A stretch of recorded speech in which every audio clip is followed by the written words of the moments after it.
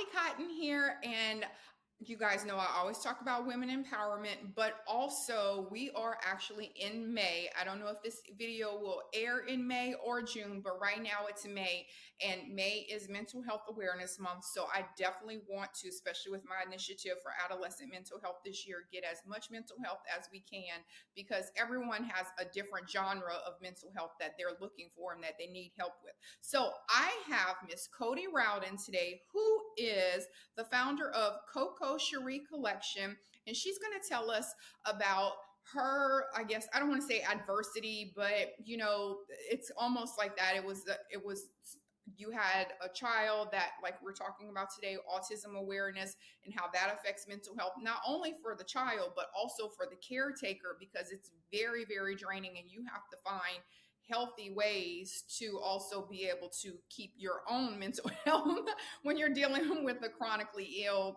or a IDD, developmentally delayed child. So, Yes. welcome, Miss Kodi. Thank you so much, Miss Holly, for having me. I appreciate the opportunity. And yes, Yes. like you stated, May is Mental Health Awareness Month. We're coming off of April, which was Autism Awareness Month. So I felt like it would be a good time to really just do something for the moms out there who have that full time. I don't want to call it job because this is, we're mothers. This is what we do. But, raising a child on the spectrum, it can be a lot of challenging times, a lot of anxious nights, a lot of just challenges in general. So I felt like doing something to recognize them could maybe just empower them and just give them a little joy. So that's the current initiative that we're working on at Koko Cheri Collection. Okay, got it. Well, I'm gonna tell you, Kodi, being a parent is a job. I It don't is. care what nobody says. It is the worst job I ever signed up for because I don't get any benefits, no time off, no sick leave, no nothing. It is a job. I keep telling my kids all the time. At what point are you grown where you don't need me to intervene in your life? Because I didn't sign up for a lifelong job. Like, Right. I thought I was about to retire when they get grown. So I'm Mm-mm. gonna say it for the people in the back. It is a job, and it is It a very unrewarding job a lot of times because we get so drained, especially like we're going to talk about today with having an autistic child, because you really don't have time to focus on the things that you need to focus because this child is taken care of, needs to be taken care of all the time. And not only that, but depending on where they fall on the spectrum, you're talking about lifelong parenting. At least me, having kids that are independent and don't have any type of delays, at some point I'm saying you can go Right. and get married and do stuff. And there are some autistic kids that will never be able to be functioning in the real world adults. So Yes, first of absolutely. all, can you tell us, give us, be have a transparent moment and be as detailed as you want or as vague as you want, and Mhm. just tell us about your baby and your how your, I guess, your journey with having an autistic child. Yeah, no, thank you. So I have two boys. My oldest son is a traditional, thriving young man, just turned 9 the other day. And then my youngest is 7. No, I'm sorry, he'll be 7 in July, right? And it's been a roller coaster. During the pandemic, like the fall of 2020, my sister she had a home-based daycare, and she was his caregiver while I worked from home. And she had told me a couple of times, and she has a master's degree in education, early childhood education. And she said to me, sis, I think you might need to get him evaluated because he wasn't taking naps. He wasn't really following instructions, but then he was able to like read and do math and like stuff like that. So, getting the diagnosis, I still remember like on the Zoom, because you got to think back, we were in the pandemic. So it was a telehealth appointment. And when we were finished with the assessment, they said, yes, he has autism. And I just remember just sobbing because it's just like, what am I supposed to do? I don't know what to do. I barely got this mother thing down. Now I got a child on the spectrum. Hello. So, that was tough. And for a while, I would consider him to have been nonverbal. But the good thing is, when they gave us that diagnosis, they told us you need to get them an ABA therapy, which is, I think is, uh, I know the B in ABA stands for behavioral, but it pretty much just teaches them, a little bit of independence and behaviors and stuff like that, like how to redirect them if they're having a tantrum, or and even teaching them simple things like using their words, being verbal, or toileting and things like that. So after doing the research, we put him in an ABA facility. And about after a month, he went from nonverbal to verbal. So I was like, okay, thank you, God. This is working. But no one told you about the potential regressions that can take place, because now here he is ready for kindergarten. And we're thinking the public school system, he should be fine. We'll just put him in a special education class. When I say he regressed big time, it was like very stressful. So I then learned like ABA should be an ongoing thing. But like I've dealt with it all, Holly. Like he used to dart in the middle of the street. I used to have to chase after him. Having complete meltdowns in the store. Thank God for online ordering options. I can't imagine what life would be if I just had to always go to the store. Because sometimes when he's in the store, he just wants to grab everything. And you would think as a parent, it's like you just tell him no. No. If you tell him no, it's turning into a meltdown. You know, it's been situations where I've been driving and he hopping in the front drive passenger seat while I'm driving on the highway, or hop in the trunk. So a lot of behaviors and a lot of uncertainties that I wasn't equipped to handle. And a lot of times you feel lonely, but to understand that there's a whole community of women going through the same thing, that was powerful to me. And I felt like, man, how can I help others, through that? Like, build a sense of community. So this giveaway is one of the many things that I plan to do over time, but this is just a start. So Well, we're gonna get to the giveaway at next question, but I wanted to also say, because my platform is, I definitely try to sort of extract certain things from people that have inspiring stories, or that have overcome some type of adversity, an obstacle, whatever it is, that is one of those feel good stories. So I like to pull something out of those stories. So mhm, there are parents that are probably watching or listening, and they may think that their child is autistic or something is not right. So I know you kind of just went over it briefly, but can you give us some of the specific things that you really were saying, these are not normal signs? Or whenever you're now in that autistic community, what are some of the common traits that some of the other students you're seeing, like, oh wow, that's mine doesn't have that, but I didn't know that was a symptom also? that's really good. So I think like in the current phase, like where I am, I have been blessed to make connections with other moms that have children on the spectrum. And I learned that like we all have our own individual story. When they say that spectrum is wide, it's really wide. You'll have high functioning. In my case, my son is high functioning, right? But he still want to wear a pull up. He's 6. He'll be 7 in July. He is more than capable of going to the restroom, but it's a sensory issue too. So he has to. But then I have other friends who their child, they'll have normal speech, and then all of a sudden they decide they don't want to talk anymore. And it's really just a choice. It's really just how they're feeling. So I think everybody just has their own story. I know one young lady of mine, or a friend of mine actually, her son is in the process of getting tested. And I remember one of the things she said to me, she said, the daycare is calling me every day because he's not taking a nap and he's running around. And I think back to when my son was that age, and that was one of the things my sister said, he wouldn't take a nap.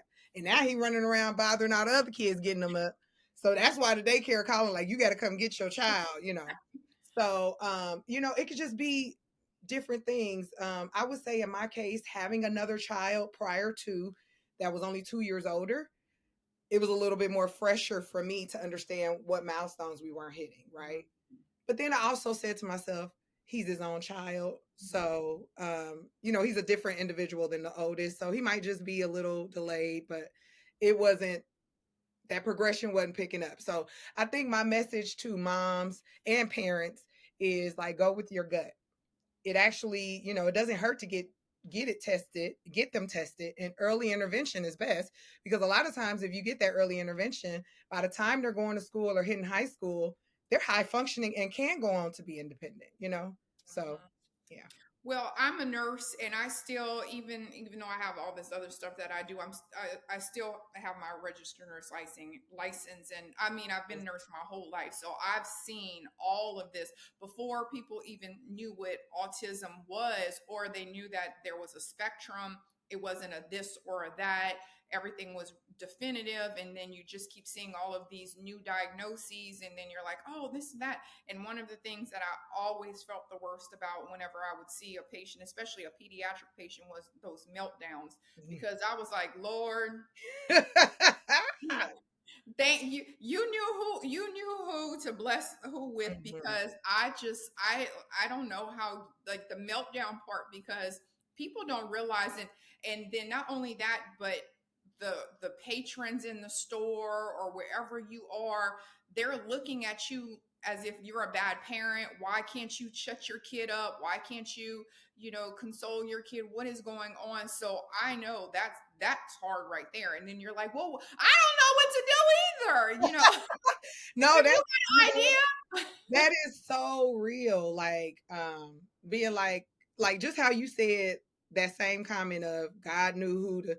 I sometimes say, God, you think very highly of me because I'm over here struggling.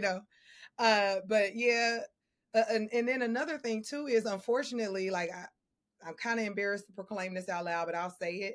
Like, that's one of the reasons why I don't really go to church like I used to, because my kid wasn't capable of just sitting down and listening to service. Like, he want to be on YouTube, and then he'd be like, if he gets bored, I want McDonald's. Like, he doesn't understand the norms of what to do in church. And then sometimes I don't trust putting them in just children's church, because a lot of times those are volunteers and they don't have the bandwidth to handle a child like mine. So Well, in yeah. defense, coming from somebody who's Southern Baptist, whose mama had us at a revival from Wednesday to Sunday, I'm also like, golly, how much more church we need when it's all, don't nobody else give a testimony. I'm telling you, don't nobody.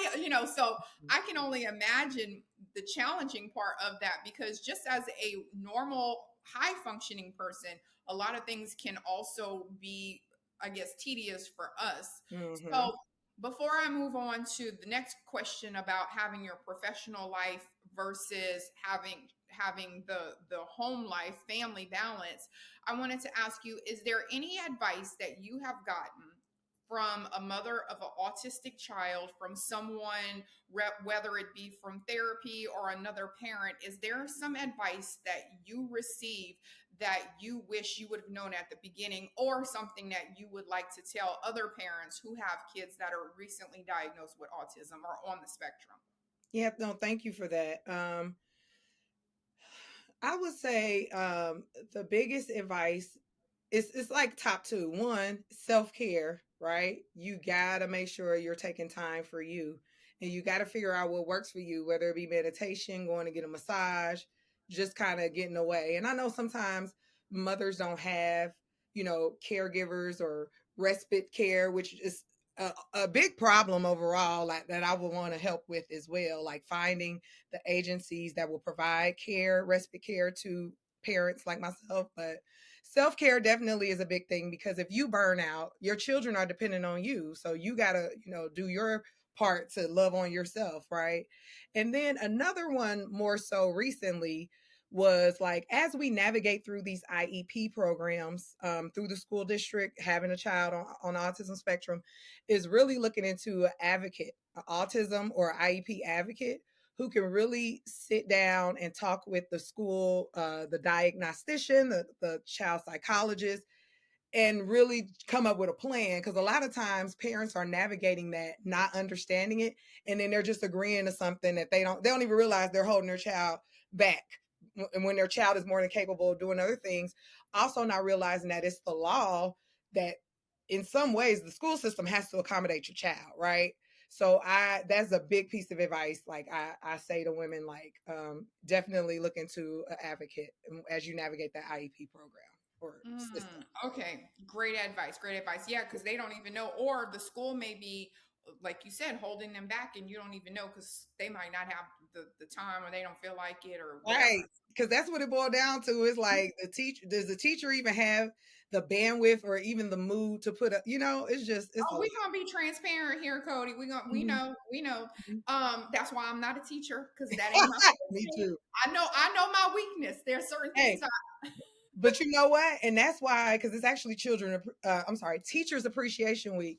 When I say I show out for the teachers every year, because I know that they have a hard job, and a lot of times I don't think they're paid enough anyway. So I really try to love on the teachers, because it's not an easy job at all. at all. I was a high school nurse, and I did a high school stint, and I was a high school nurse for a year. Hmm. I think a year and a half because I did one full year, and I tried to go back the next year. I was like, you know what? This is the worst job. And everyone thinks because you're off in the summer and you get holidays off. I'm like, I was responsible for 3,400 students that were coming in there with seizures and everything. Mm. One nurse for all of the school. That is ridiculous. So, Wow, bless anyway, I digress. Got out of that. But so let's move on to some of the actual questions about you and some of the talking points that I want to actually go into. And let's talk about the intersection of personal challenges and professional aspirations. you. Mm. And what I want to, I guess, sort of elaborate on is because we all have these personal lives in this entrepreneurial world, and we have all of these things that we're doing. I'm sorry, not entrepreneur. We business side, Mhm. which is our professional side, which is where we're entrepreneurs, business owners, doing all of this. And then we have a personal side where we have needs. We have our hierarchy of needs that we need too, because we also need love and all of that. So, as an entrepreneur and as a business owner, it seems like this professional side consumes you so much more because at least when you work for a corporation, you can take a sick day while your kid is at school, or Mhm. like you can take a vacation or you can do stuff, you get compensated, you get benefits, there's all of these things. But whenever you're a business owner or you're trying to start and grow a business, ain't no help, there's no reprieve, there's nothing. If you're not out there making your business make money, you're not going to make money. So how that now that you have these two roles with being a, like you said, now you have a child that's requiring a little bit more of your effort. I say Mhm. little lightly because we know it's way more. But Yeah. now you're here and you have this intersection and you're saying, okay, so how do you make the decision every day? How do you balance being Koko Cheri Collection and mom? Oh, that's a good one, Holly. I try, I try. Okay, that's a good one. I mean, listen, it's a tango. It's like you got to figure it out. Or like my therapist, one of the most fascinating things she told me is like it's like cooking. What's boiling and what's simmering. It's just about coming down to the very hour. What is priority, right? And then to even add a little level of transparency, up until about a month ago, I was working full time as well in tech, and then I got laid off. So you know, and a lot of times, it was a juggle of my full time job, still want to make Koko Cherie thrive, and then having my children, right? So yeah, it really just came down to what's boiling. You try not to allow certain things to get to a boil, but the way life works and the way you only have 24 hours in a day, you know, you just got to kind of designate what's going on, like what's priority. And I'm not saying I'm perfect at it. Every day is something I'm trying to be better at it and work towards it, or work towards getting better. Um, I would say that leaning on your village helps a lot too. By the grace of God, I have a strong network of girlfriends and even my biological sisters who are both out of state. Like, so I I lean on my village. And that's hard for me at times because I am that girl who wants to do everything by myself. I'm independent, strong black woman, blah, blah, blah, blah, So leaning on your village, asking them, hey, can you step in and watch my Mackie? Because his name is Mac. for a couple of hours so I could probably take my oldest out or we could do something or if I could just get away, you know. So, I mean, really, Holly, it's just more so just taking it a day at one day at a time. And sometimes things have to fall by the wayside. And sometimes that's even the business, right? But I've made a conscious effort to really just continue to put my time into it. And who knows, like with everything happening with the layoff, like this, maybe this is what God want me to do, you know? So, and another thing I struggle with too is fear of failure or and one of the things that resonates with me, like I read Joyce Meyer's daily devotionals, and she pretty much just said fear ain't gonna it's not gonna go away, so you have to still do what you need to do while being scared. And I was like, man, she said a word. So that helps me too, like, even the uncertainties with my son, you got to still proceed even if you're fearful. So That's great advice. And then what I always add to that as well as mothers, daddies too, I guess. But I'm speaking from the mama side because let's be honest, we do a lot more. If you're looking at the percentages, women usually take a lot more. But anyway, so don't come for me about not representing for the men. But the biggest thing I know myself that I struggle with as a mom and still being a mom, even though my kids are adult kids, is forgiving yourself for not being perfect and forgiving yourself for certain things because mm-mm, it's so hard when you go back and like, wow, I wish I would have done this, or I wish I could have did this, or I wish I could, that's the biggest part. And I've tried as well, even now with my book series I have, which is my affirmation anthems for teens and adolescents. So I'm talking to all of these kids about mental health and loving themselves. And I had to go have a powwow with my kids. And I was like, listen, I'm sorry, I couldn't give you what you guys needed, but now I'm going to make it my mission to make sure I give other kids what they need because their amen. parents may not know. I was worried about being a mom by myself. Mhm, And are my lights going to get turned off? How am I going to pay these bills? Or what are we going to do? All of that. So you're a provider. You don't have time to mhm. really sit Same. here. Yeah. Mhm, nope. So it's a lot of forgiveness that we have to do because we don't give ourselves grace at all. So Mm-mm. I, Ooh, we girl, I think we are really hard on ourselves.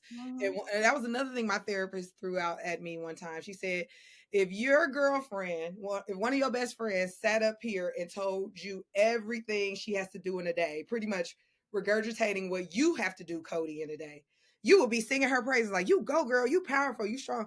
She said, why aren't you doing that for yourself? You Mhm. know? And I thought about that. Like, we do have to give ourselves grace. We handle a lot, we juggle a lot. So, yeah, Mhm. I agree. Well, we gonna talk. We not gonna just. They know we be up here make people catch the Holy Ghost, but we gonna move on. All right. So let's talk about the event that you're doing because all right. Let's talk about Kodi now. She was laid off. She has a kid on the spectrum. She has this now she has Koko Cheri. Now she's doing all of this, and now she's like, you know what? And in addition to that, I want to give back. Yes, So absolutely. Absolutely. let's talk about the give back. Yeah, so I've always been a big generous person. Very like I'm a giver. It just warms my heart. I love blessing people, right? So to kind of just step back, like Koko Cherie, I started the business probably about 6 months after losing one of my closest friends, who her son is on the spectrum, but he was extreme, like so not high functioning, like the opposite, where he needed full time care, nonverbal things like that, and that kind of started her depression, and then eventually, she ended up passing away, but that really tore me up, and I remember feeling like, man, life is so short and your circumstances can change at any point. Like, I'm going to live life to the fullest and I'm going to do something that I've been wanting to do for years, which was get into the fashion game. Right. So then in the process, shortly after my own son having, being diagnosed with autism, I was just like, man, I just want to give back to women, who may be going through the same things as me and let them know, like, I see you and I understand. So this whole mom giveaway, the awesome mom giveaway is what I call it, and I spell awesome like autism, so AUSOME. It's just to give them a little love and light because their days are not easy, right? So yeah, just want to take the opportunity to bless a fellow mom. It's probably going to be a couple because that's how I operate. I know I said one, but it'll probably be multiple. So how Um, is the giveaway? Like, what are you doing? Oh, I don't mean to put my knee all in the camera. Sorry, y'all, but I had to cross my my leg real quick. all right. I'm getting old. I had to, it was one hip was I was on it for too long. So what exactly is like? Tell me the specifics of the event, the giveaway. What is it that you're Mhm, actually giving away? How are you structuring that? How are mhm. you picking people? Tell me about the specifics of it as well. Absolutely. So right now it's an online application that literally takes like 3 to 5 minutes. You can either fill it out for yourself as a fellow awesome mom, or you could nominate like a friend or a girlfriend you see out here killing the game, right? Um, and then from there, like I have assembled a committee of people to actually go through the nominations and everything. So not just myself, because honestly, Holly, if it was up to me, I'd probably try to give everybody something, right? Mhm. So we got to pick a couple, and then our committee will go through and decide who will be like the finalists or the winners. And then from there, we'll contact them, and then we'll just do a personal styling session. It's not limited to people within the Houston, Texas area. Like it could be anywhere in the country, right? So because my or my boutique is based online, so I would kind of help facilitate the shopping experience and like style them in the process as well. So yeah, so it's not a physical event, it's just more of an initiative we're going to be doing all month long, probably until about early June, and then we'll start with the giveaway and everything. So Okay, perfect, perfect. Okay, so how can people find you, like, subscribe, and is there any way that people can support you in what you're doing or with the give back? Is there also an option for someone who's like, hey, I'm not in that category of moms that you're looking for, but I would love to help some kind of way too? Is there a way other people can also help? that's amazing, thank you for asking that. So you know what? It will be that same form will have a area where if somebody just wants to help, right, or partner. Because I even wanted to do it elaborate, like maybe get their makeup done or other things. Maybe sponsor a night out where the kids can go. There are some special needs, specific gyms where kids can go to. So, but yes, the form will also contain an area for people who just want to help, and then I'll be in contact with them. And then I'm sorry, there was another question you Yeah, asked. and then how can people find you? Thank Like, you. what's the website, the Yeah, email, whatever, the linky? I don't know yeah, the yeah, yeah. MySpace, whatever. I love it. So my website is shopkokocheri.com. That's shopkokocheri.com. And then on Instagram, it's Shop Koko Cheri. Instagram, Facebook, Twitter, Shop Koko Cheri. So there's a link on my website that you could click on to get to the application. And then there's links in my bio of both my Facebook and Instagram where you just click on the link tree and you'll see the nomination form there as well. So All right, perfect, perfect. And you guys know I always say that I will also have clickable links in the podcast notes. If you scroll to the podcast notes, you'll see that I'll have all of her Instagram, social media, website, all of that information in the podcast notes as well. So, yeah. thank you so much, Cody, for sharing your story and thank you for what you're doing. I know it's hard sometimes whenever you're going through something to also be a beacon of light to other people because you're just trying to figure out how to not drown yourself. So Mhm. it's very commendable. And that's why I wanted to share your story because I love what you're doing. And I wish I could give you some advice, but I can't. No worries. Other than keep winning, boo, keep winning, keep winning. No, So thank you. thanks. Thank you so much. And I'll be in touch with you because, of course, I have to send you a nice, cute look from the boutique. So Ooh. I'll get with you to get your sizes and everything. But yes, no, thank you so much for the opportunity and the platform. So.